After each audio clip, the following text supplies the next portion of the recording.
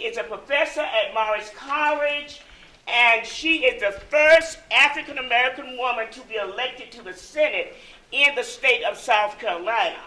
Now, we all know her as Senator Glover, but I'm going to call her Dr. Glover because she is a professor, honorary doctorate at Morris College. Let's give her a hand. Come on. Let's show her some love.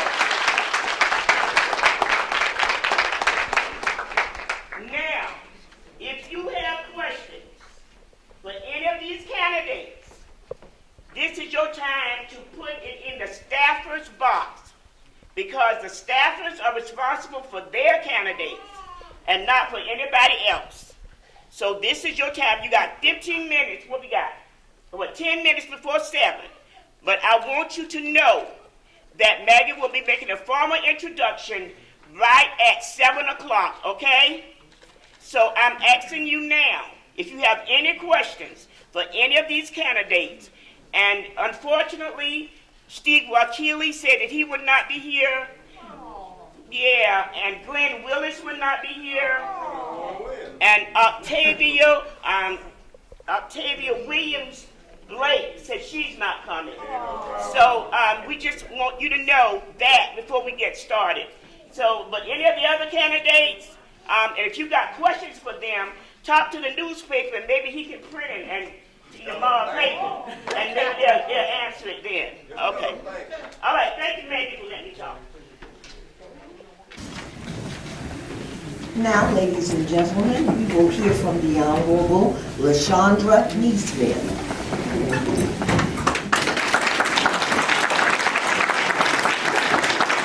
Hello, everyone. I am LaShonda NeSmith. I am the current chair of the Florence County Democratic Party, your Democratic Party. And we know Democrats look out for their people and their community. So I'm proud to say I've just been newly reelected to this position. And since my tenure, we've been going out into the community. We make sure that we involve our community in all our decisions. We have developed a vetting committee to vet our candidates and making sure that they are addressing the needs of Democrats. I am a small business owner.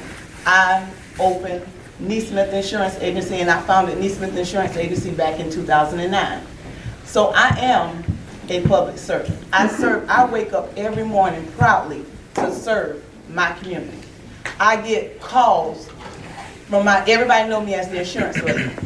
I get calls from people that don't even have insurance in my office and ask me questions, sometimes not even about insurance. I am the founder of the nonprofit mentoring organization called Embrace. And Embrace is an outlet to help youth succeed. And becoming an outlet, I have partnered up with local organizations, other nonprofit organizations, police departments, everybody to give back to the community. We all know that certain programs don't always trickle down to our community. Well, Embrace is here to make sure that it does. We're going to make sure all our people get what they're supposed to have. And I'm going to work for you. Also, with Embrace, and I'm glad Tyron said that about the opportunities for kids because I create programs for our youth. I have a 2-week summer mentoring program that I host at the Career Center, sponsored by Waste Management, and we target at-risk 8th graders. And we teach them life lessons, how to communicate effectively, how to handle positive peer pressure. We teach them all. We have city councilmen, we have everybody, judges, attorneys, everybody coming in to pour into these lives of these children. These kids' future are in our hands, and we have to make sure that we take care of them. But also, we got to remember that our future is also in their hands, and we have to make sure that we give them the proper tools and resources to be productive people, citizens, and students. Every year, under my nonprofit organization, I provide school supplies for everyone, and under my platform, I'm going to heighten everything that I do and get some of the city's resources to help with these city programs, with these programs for children. Thank you. Question number 1. As a small business owner, how do you expect to represent businesses? As a small business owner, you know, I came from a family of entrepreneurs. My mother is an entrepreneur. She has a small business, NeSmith Group Daycare. Before, her father was a brick mason, Mr. Leroy Bo Smith, and he built houses in this community. He served his community just like I'm going to serve my community. I care for my community. I don't create these programs and everything only because I care for my community. God says, love thy neighbor as I love thyself. My neighbors are my community, and my community are my neighbors.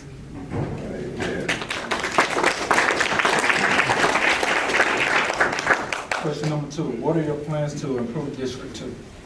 You know, part of my campaign is called the Improvement Movement. And that's not just the name, it's what we're going to do. We're improving the quality of lives of all the citizens in District 2, and that's what I plan on doing. Right now, I'm meeting with some of the young people, because y'all know young people, they're the hardest ones to reach. They don't come out to do anything, they don't care. They are a lost audience. Well, I'm meeting with these young people, and we're pouring into their lives. We have a financial literacy class coming to talk with these young people to help them teach the value of a dollar, because we never learned it. I'm sitting here, I want to improve our neighborhoods.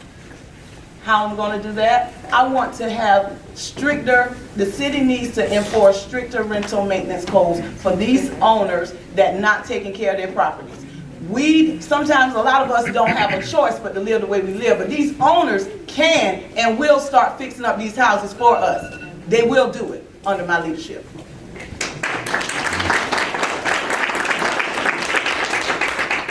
All right, question number 3. How do you plan to bridge the gap between the City of Florence and the community? The reason there is such a division right now is because countless residents not having a choice in issues that affect them. There needs to be more transparency, and that is what I'm going to bring to City Council. There need to be, where are our community leaders that's telling us what's going on in our communities? We can't always make the meetings when they go on, but it needs to be somebody telling us what's going to affect us at all times. Whether they come to us and hold meetings at churches, wherever, but somebody needs to tell us about these decisions that's being made when we're not there and it affecting us. There needs to be education. The city's doing quite a few things, but it's not trickling down to our communities. Somebody needs to be there to tell us what is going on, and I am that person to go out into the communities and educate the community, because I'm already here. I'm in the communities all day, every day. Y'all see the NIA Mobile? I'm in the communities, and the only way we can represent them is to be in them.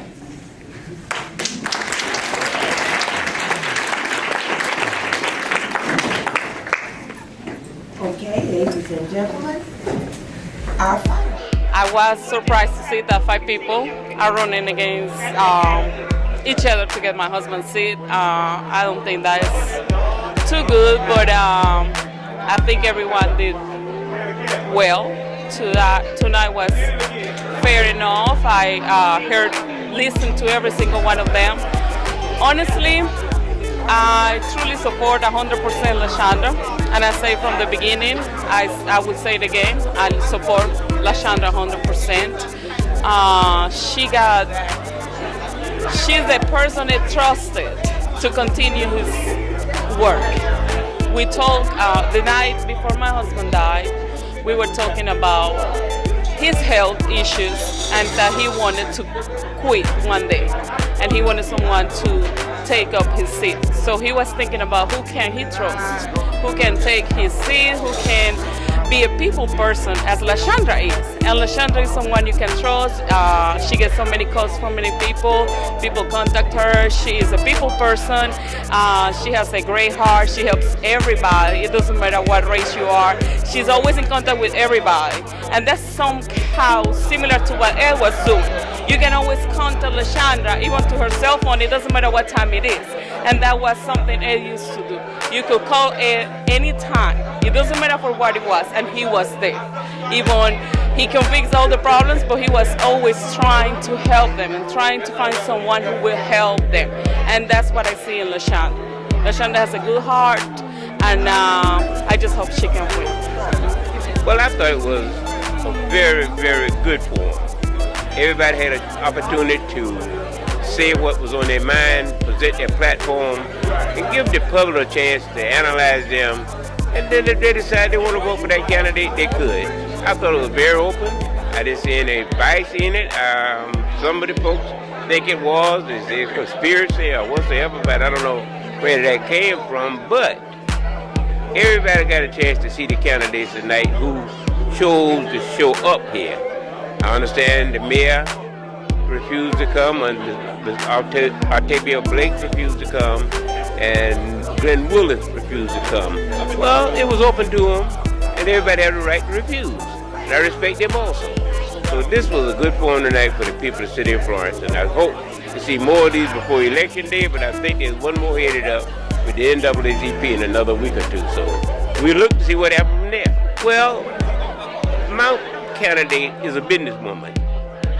And the reason I'm supporting her, because she answers to nobody that she has to punch a clock for every day, which looks like this town is leading towards, where a certain industry in this town controls the city government of the City of Florence. LaShonda NeSmith is the woman that I'm supporting that can stand on her own 2 feet, be fair to the whole community, not just the district, but the whole community. LaShonda NeSmith, this candidate forum was awesome. There was a lot of people that showed up. We really got our point across. I mean, I hate it wasn't more TV people here, but we got Wallace Cummings, and that's all that matters. Mount Zion Filmworks, I love it. First of all, I think I did really well. I think I delivered what I wanted to say. The only thing is I only had 3 minutes to do it, and that wasn't enough time. But the one thing I didn't let everybody know is I pay taxes here in Florence. I have a business here in Florence, and I give back to my community here in Florence. That's why I want to be elected. For the things that I do, I want to create entrepreneur opportunities for our community. I need to hold and enforce stricter rental maintenance codes for these people living in these dilapidated houses that needs to be revitalized, and the community and the city ain't trying to do it. We need to enforce stricter rental maintenance codes. These houses got to be fixed up. Some of our people can't afford to live in the wells, but that don't mean they got to live like that. They deserve better, and I'm gonna make sure we get better. I get elected, I'm gonna do whatever I can do for my people. I don't want to represent you. I am you. I want to represent us. LaShonda NeSmith for District 2.